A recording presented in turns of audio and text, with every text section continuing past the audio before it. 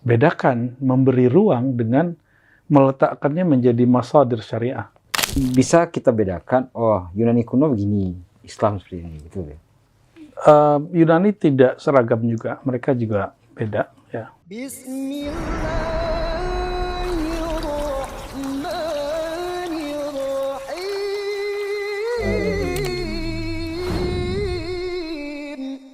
Bismillahirrahmanirrahim. Assalamualaikum warahmatullahi wabarakatuh. Assalamualaikum. Sahabat Ribat, dimanapun sahabat berada di seluruh antero Nusantara. Alhamdulillah pada sore hari ini kita berjumpa kembali dalam sebuah konten Ribat yang kita beri nama dengan Kasaf, Kajian Akidah Filsafat. Tentunya pada kesempatan yang sore yang indah ini sudah sepantasnya kita sama-sama memanjatkan puji syukur kehadirat Allah SWT. Kemudian selawat dan salam kepada penghulu sekalian alam Sayyidina Muhammad sallallahu alaihi wasallam. Sahabat Ribat yang kami cintai dan kami banggakan tentunya, pada episode sebelumnya di konten Kasaf ini kita telah membicarakan tentang sekilas tentang filsafat secara umum, mulai dari tokoh-tokohnya, kemudian di yang kedua, kita sedikit lebih serius kepada permulaan tokoh-tokoh filsafat di Barat mulai mengenal yang sifatnya metafisik.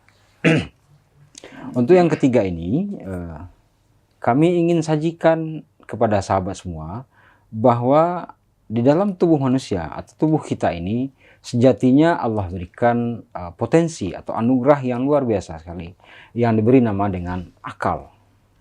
Nah, di konten ini akan kita kupas tuntas bagaimana itu tentang akal. Apakah akal itu kemudian akan menjadi anugerah yang luar biasa, atau bisa juga sebaliknya dia akan menjadi musibah ketika akal itu dimanfaatkan untuk membunuh, untuk kemudian mencaci maki, kemudian juga merusak alam semesta dan lain sebagainya. Oke sahabat, sebagaimana biasa tetap santai saja, kita ikuti ilmu ini dengan sebaik-baiknya. Dan bersama kita pada sore hari ini telah hadir guru kita, Buya Dr. Razi Hashim MA. Assalamualaikum Buya. Assalamualaikum.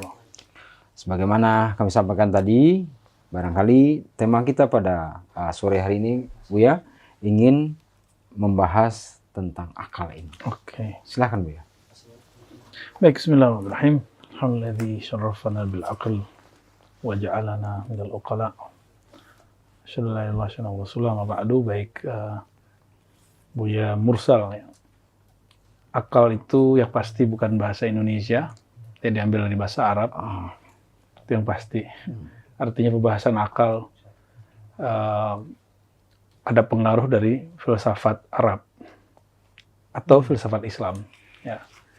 Yang pertama, kalau di dalam bahasa kita ada, kalau di Melayu, minda itu bukan bahasa Melayu, itu bahasa Inggris yang mind, yang masuk ke bahasa minda. Melayu. Yang ada adalah apalagi fikir pun dari bahasa Arab. Apalagi yang hampir mirip.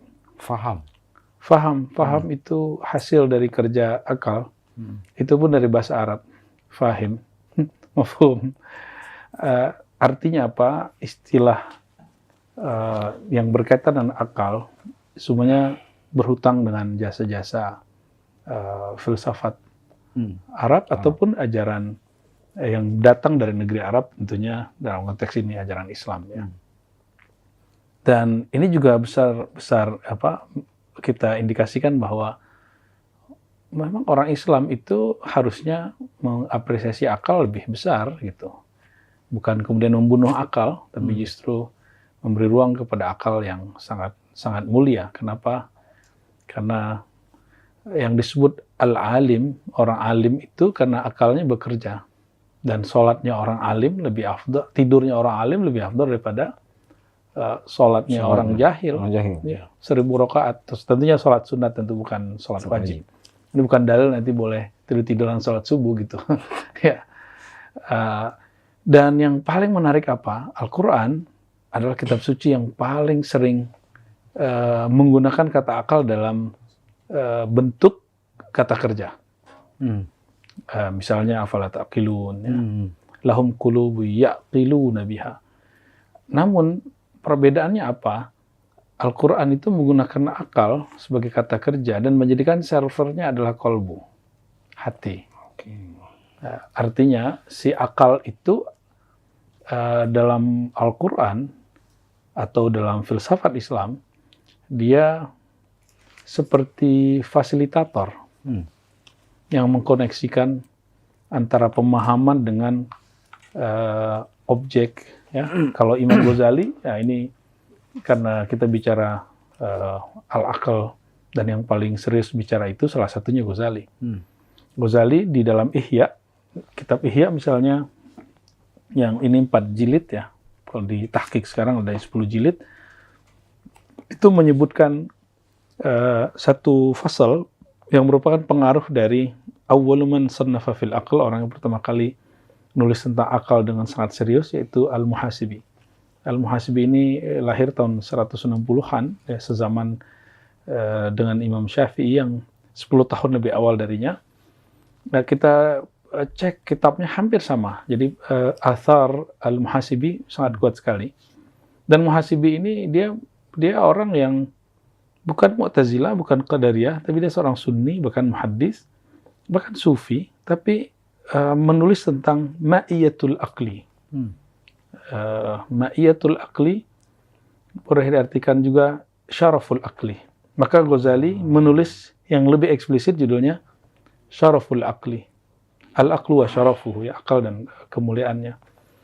Jadi jangan kemudian, sekarang terbalik, orang mengira bahwa Sunni, kelompok Ahlussunnah tidak memberi ruang untuk akal dengan selayaknya. Itu dia. Justru yang disebutkan memberi ruang itu Mu'tazilah. Bedakan memberi ruang dengan meletakkannya menjadi masadir syariah. Mu'tazilah itu menjadikan akal sebagai sumber hukum syariat nomor pertama sebelum Quran dan Sunnah. Tapi kata Ghazali itu keliru. Yang keliru itu akal itu adalah fasilitator untuk membaca, menggali Al-Quran, Sunnah, dan ijma, lalu menghasilkan kias. Jadi al-aqlu, ya, bagi dia adalah manba, tempat menumbuhkannya, fasilitasnya. Bukan seperti yang dipersepsikan Mu'tazilah.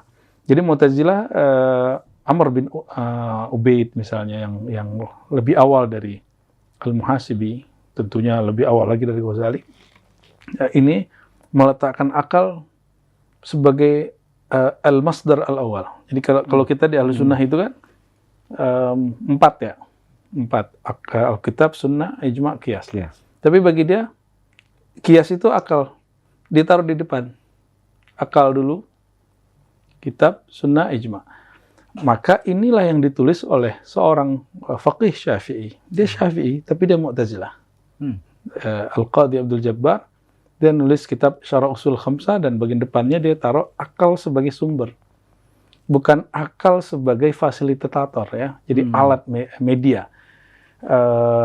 Lihatlah di Quran, selalu Allah menjadikan akal itu sebagai fasilitator, bukan sebagai sumber. Sumbernya kolbu. Maka kerjanya kolbu itu bisa berzikir, bisa juga berpikir.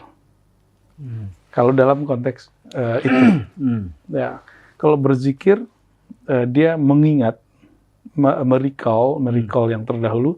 Kalau berpikir dia berusaha untuk menggali sesuatu objek, ya. Itu kira-kira kalau kita melihat ke teks Quran, ya. Namun boleh juga kita katakan bahwa yang dilakukan oleh Mu'tazilah itu sebenarnya membuka perdebatan ini, dan kita berterima kasih ke Mu'tazilah sehingga ketemu pola, oh ternyata akal bukan sumber, tapi dia sebagai alat, dan itu lebih pas. Ya. Dan sebelum Nabi Muhammad sudah banyak bicara akal seperti Socrates, ya, Socrates, Plato.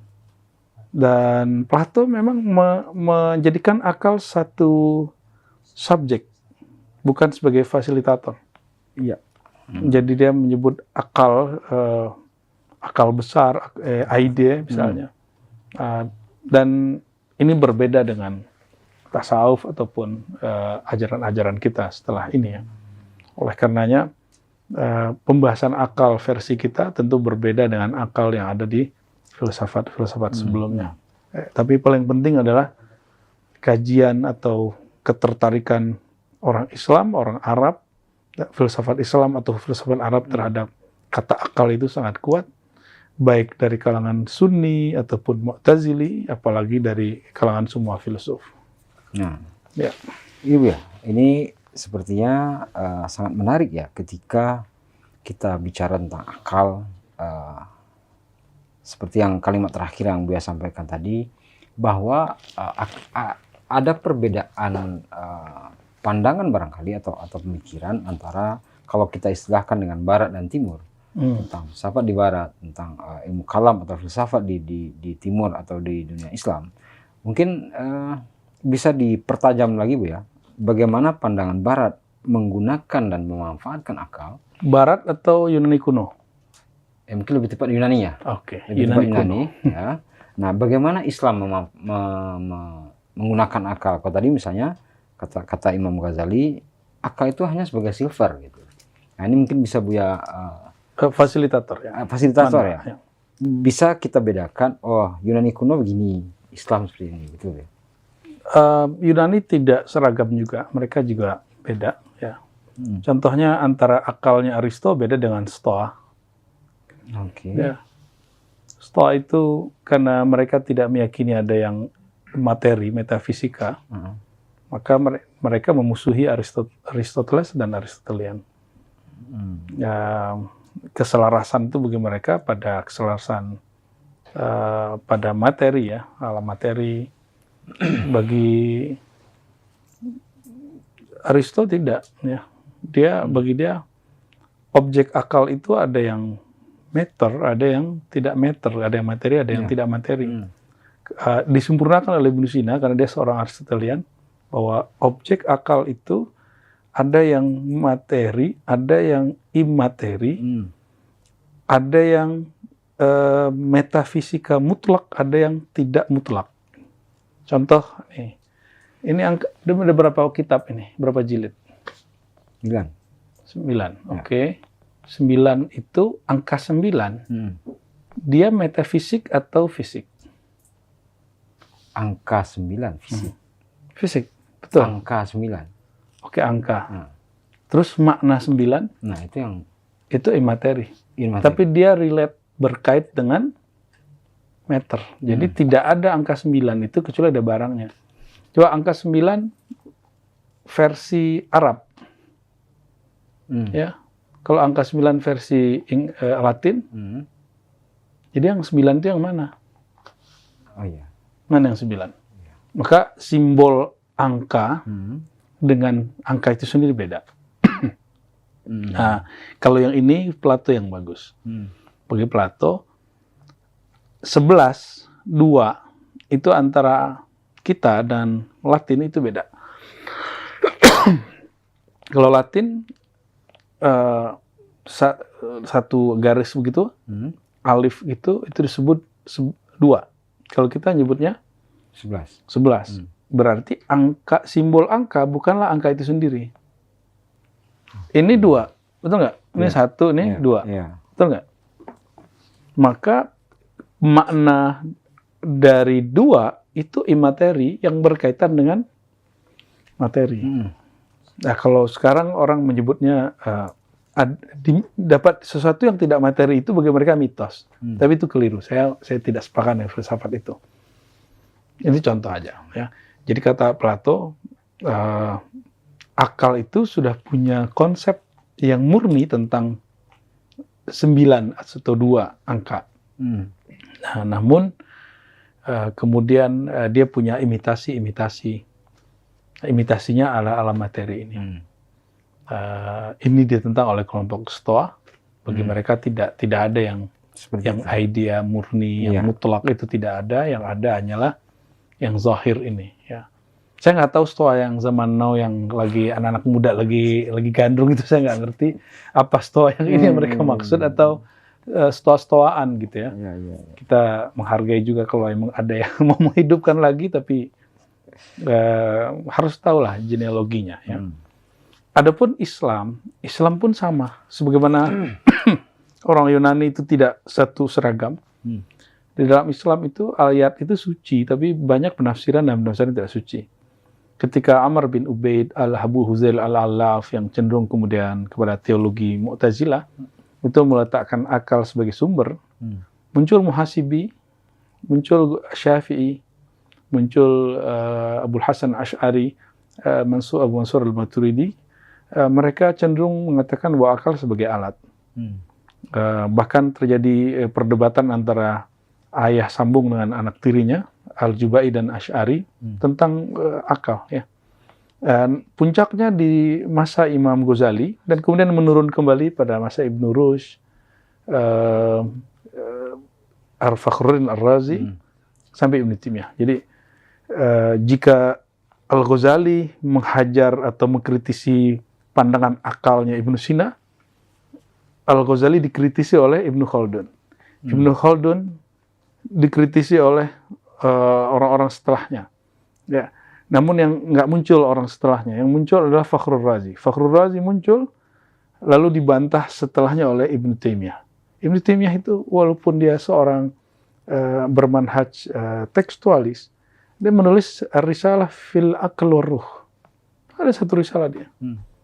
Dia menawarkan sesuatu pandangan juga. Dan yang paling keren itu 5 jilid, Dar'ut Ta'arud bainal Aql wan Naql. Bagi dia, nas itu tidak akan pernah bertentangan dengan akal. Akal itu akan selalu menyesuaikan dengan nas. Itu versi dia. Ini lain dengan kelompok Mu'tazilah yang menjadikan akal sebelum nas. Iya. Ya. Pengaruh ini muncul dalam teks Sunni. Contoh. Jika ada nas yang bertentangan dengan akal, maka didahulukanlah akal. Itu ketemu di Juwaini, bahkan Ghazali mengulang kembali, Fakhrur Razi. Fakhrur Razi nulis kitab Ta'sisut Taqdis. Namun perlu diingat, itu masuk ke wilayah penafsiran. Ya, interpretasi. Yang dilupakan oleh orang-orang membaca hari ini, membaca kitab-kitab teologis. Teologis itu dengan iman lain. Nanti yang akan kita bahas mungkin di sesi berikutnya, bahwa teologi itu adalah bangunan atau sistem rasio dalam membangun rasionalisasi atau hujah terhadap persoalan iman. Bukan iman itu sendiri. Maka penafsiran dengan ayat itu beda. Ayat itu suci, interpretasi terhadap ayat tidak suci. Maka perdebatan Fakhrur Razi, lalu bantahan Ibnu Taimiyah terhadapnya, itu bukanlah kemudian imannya Ar-Razi dibatalkan oleh imannya Ibnu Taimiyah, tidak. Itu hanya pemahaman akliyahnya Ar-Razi dibantah oleh pemahaman akliyahnya Ibnu Taimiyah. Sama, tidak ada namanya agama kebenaran Al-Ghazali beda dengan Ibn Rushd. Yang ada hanyalah cara memahami konsep kebenaran Al-Ghazali berlainan dengan Ibn Rushd. Dan itu semua adalah perbedaan syaraful akli. Jadi perbedaan akal. Maka kita mengapresiasi kepada akal seperti mereka-mereka semua ya. Namun saya menganut pemahaman bahwa akal bukan sumber, tapi akal itu adalah fasilitator. Ya. Oke. Sedikit lagi Bu ya, ini terkait dengan pandangan Islam mungkin di beberapa tahun sebelum ini. Ada yang mengatakan bahwa beragama itu jangan pakai akal. Oke. Tapi pakai perasaan. Wow. Nah, kalau agama pakai akal, justru ada aturan-aturan agama atau dakwah-dakwah agama itu yang nggak diterima di akal. Nah, ini menurut kami perlu kita luruskan gitu. Kalau beragama itu sebenarnya penting pakai akal. Kira-kira ini selama ini diskusi kajian di Ribat itu akalnya tambah aktif atau tambah mati? Aktif ya? Tambah aktif. Aktif. Padahal ngaji tasawuf loh. Ya. Kok bisa tambah aktif? Nah, itu dia. Nah, Ghazali di akhir risalah dia yang dia tulis di Ihya tentang Syaraful Aql, dia menulis satu fasal itu. Jadi risalah itu dibangun dengan struktur tanya jawab. Pertanyaan terakhir yang ditulis itu, lalu kenapa para sufi sebagian tidak suka dengan akal atau orang-orang yang mendambakan akal? Lalu dia katakan di situ, itu asbab subjek orang yang menggunakan akal itu tidak baik. Mereka lebih senang kepada hal-hal yang mengeraskan hati seperti aktivitas debat, menghina. Seperti hari ini kita lihat orang ketika dia cerdas, lalu dia menghina orang yang sepertinya tidak cerdas gitu. Sehingga muncul kalimat bodoh, tolol, konyol, dungu. Kalimat-kalimat itulah yang dimaksud oleh Ghazali. Kenapa para kelompok spiritualis Muslim itu tidak suka dengan kata akal? Bukan mereka tidak suka dengan akal yang dimaksud di Quran, tapi akal yang berkembang di kalangan sebagian Muslim ini sudah mengalami penurunan makna, penurunan nilai. Jadi mungkin dia mengalami inflasi barangkali, inflasi nilai akal. Ini barangkali yang mesti kita perhatikan. Jadi yang sufi tidak pernah mereka menolak akal, membuang akal, tapi mereka justru meletakkan akal pada tempatnya. Dan sufi itu mereka membawa spiritual keislaman yang luar biasa, spirit agama ada pada mereka menurut saya. Maka jika dikatakan bahwa kalau beragama itu tidak pakai akal, itu bertentangan dengan teks agama itu sendiri, karena Allah mengatakan afala ta'qilun, apa kamu tidak mengaktifkan akalmu selalu ya. Jadi ayat ini berarti haram orang tidak pakai akal. Afala ta'qilun. Afala yatabadabbaruna al-Quran. Apakah mereka tidak mentadabburi Quran? Jadi itu sindiran keras sekali. Berarti, mohon maaf, orang Islam itu belum tentu Islami. Orang Islam itu belum tentu Qurani. Orang yang baca Quran belum tentu dia betul-betul Quraniyun. Ya. Karena yang orangnya Qurani, ketika disindir begitu, ya kita disindir teman aja kita tersinggung atau kita terpantik. Kayak misalnya Dr. Aldomi itu dipancing oleh dosen dia, profesor dia, kamu masih S2 nggak boleh ngkritisi saya karena belum selevel. Ya. Akhirnya dia ingin jadi S3 gitu. Sama, afala ta'qilun. Akalmu mana aja kira-kira gitu. Itu kan kritis. Ya? Artinya Al-Quran itu mengapresiasi atau memotivasi orang untuk berakal itu kuat. Maka boleh kita katakan kalimat begini. Betapa banyak orang yang telah mengaplikasikan nilai Quran, tapi dia belum berKTP Islam.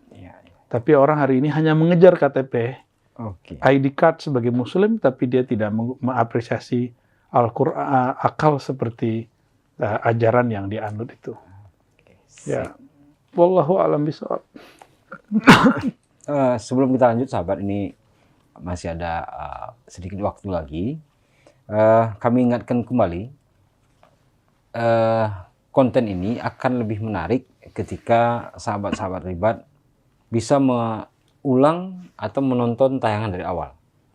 Episode 1, 2, dan insya Allah sekarang yang ketiga yang sedang berlangsung ini.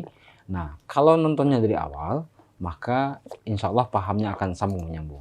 Meskipun paham itu sebenarnya adalah hadiah dan anugerah dari Allah SWT. Ya, Bu ya? Ngeri kali. Enggak, yang penting kan usaha ya, Bu. Yeah. Meskipun itu hadiah, tapi paling tidak ketika kita berusaha dari episode 1, 2, dan 3, insya Allah paham itu akan datang. Kemudian lagi, nggak bosan kami sampaikan bahwa semakin hari di Ribat Ciputat ini, kami merasakan tempat semakin terbatas.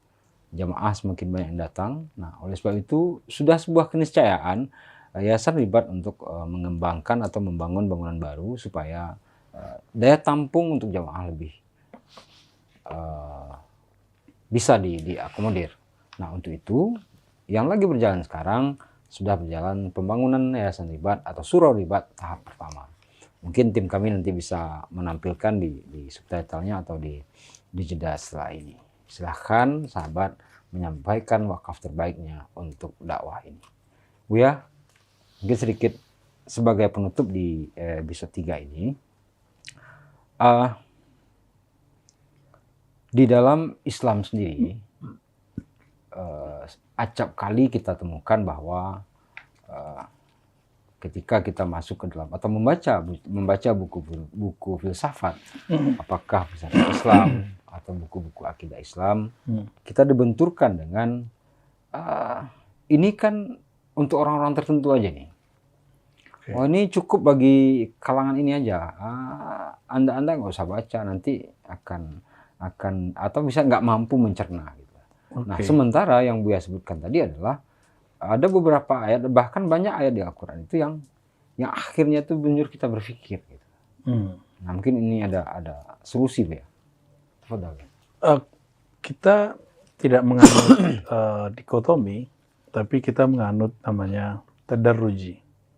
Tadarruj itu, akal itu dia, kalau sekarang dengan ilmu gelombang otak, mungkin boleh disebut neurologi ya, ilmu tentang gelombang-gelombang otak, bahwa otak kita dia tidak dapat langsung, otak itu hard disk kalau sekarang ya, yang menyimpan, atau mungkin hardware, ya seperti hardware yang menjadi wadah daripada teknologi canggih yang bernama akal.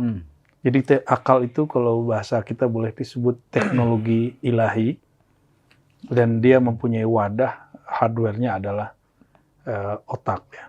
Dan dia tidak boleh langsung, tidak dapat langsung dipaksa seperti tubuh ini tidak boleh langsung kemudian berjalan.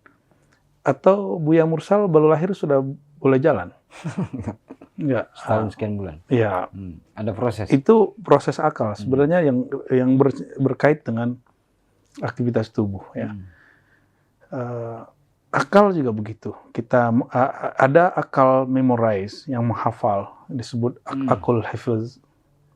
Orang tidak bisa dipaksa langsung menghafal 30 juz atau 30 kitab. Dia dimulai yang ayat-ayat pendek, teks-teks kecil. Saya misalnya sebelum suka membaca buku, kitab, saya dulu suka baca komik.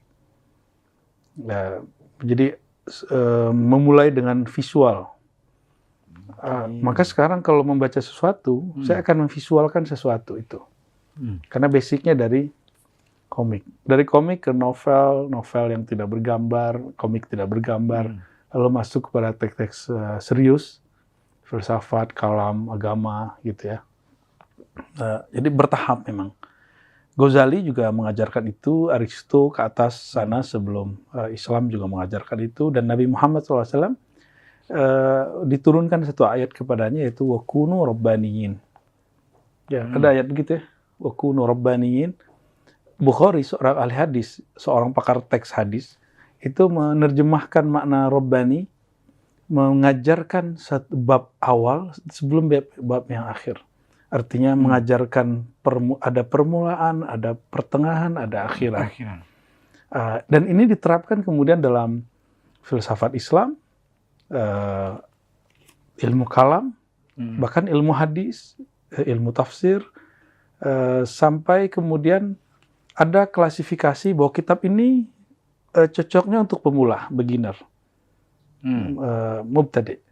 Ini untuk advance, yang ini untuk orang yang sudah expert, misalnya gitu. Misalnya di Nusantara kita ketemu ada Syekh Abdul Somad Al-Falimbani dari Palembang. Dia nulis kitab Syiarus Salikin dan dia membuat daftar kitab berdasarkan kemampuan akal seseorang. Keren.